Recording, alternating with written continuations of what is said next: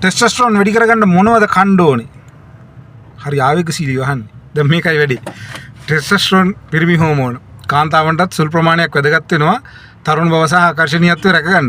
ටෙස්ටොස්ටෙරෝන් සම්බන්ධ කතාවේදී රුධිරගත ටෙස්ටොස්ටෙරෝන් ප්‍රමාණය ඉහළ පවත්වා ගන්න සින්ක් කියන khනිජයත් විටමින් D වැදගත් වෙනවා කියලා පරීක්ෂණ වලින් හොයාගෙන තියෙනවා. විටමින් D රේලියෙන් හම්බ වෙනවා.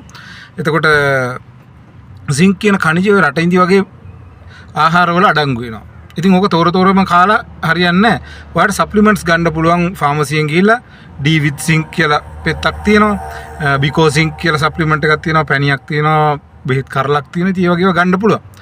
ඒක නෙමෙයි වැඩි. ඔයා ගන්න සම්පූර්ණ ආහාර නිසි ප්‍රමාණයෙන් ගන්න ඕනේ. නිසි ප්‍රමාණයෙන් කියන්නේ මෙහෙමයි. ආහාර වේලක කාබෝහයිඩ්‍රේට් 150කුත්, ප්‍රෝටීන් 130කුත්, මේදය 120කුත් වගේ අඩංගු වෙන්න ඕනේ. ඔය වගේ අනුපාතයක්. ඒ කියන්නේ මේ ලංකාවේ ඉන්න ජන කණ්ඩායමට, දකුණු ආසියාවේ ඉන්න අපිට වෙන රටවල් වල වෙන විදිහක්.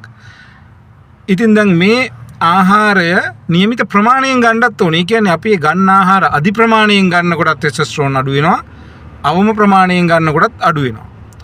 ටෙස්ටොස්ටෙරෝන් අඩු බවට තියෙන ලක්ෂණ තමයි නිසරම මානසික ආතතියෙන් පෙළෙන එක, මහන්සියකින් තෙහෙට්ටුවකින් පෙළෙන එක, යටිබඩේ තැම්පත් වූ විශාල මේද ප්‍රමාණයක් තියෙන එක, පපුව එල්ලා වැටීම ගයිනකොමැස්ටියා තත්ත්වවලට වගේ අනේක ඔන්න ඔය වගේ කාරණාවල්.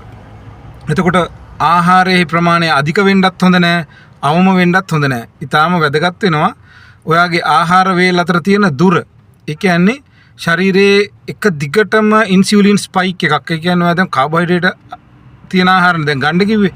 එහෙම කියලා හැමතිස්සෙම කාබෝහයිඩ්‍රේට් තියෙන ආහාර ගන්න පටන් අරගෙන ඔයාගේ ඉන්සියුලින් මට්ටම ඉහළ තැනක දිගටම තිබුණොත් එහෙම මේක බලපානවා ටෙස්ටොස්ටෙරෝන් ප්‍රමාණය අඩු වෙන්න. ওই තමයි ටෙස්ටොස්ටෙරෝන් හොඳ ප්‍රමාණයක් පවත්ව ගන්න මොනවද කන්න ඕනේ, කොහොමද කන්න ඕනේ කියන ප්‍රශ්න වලට උත්තර.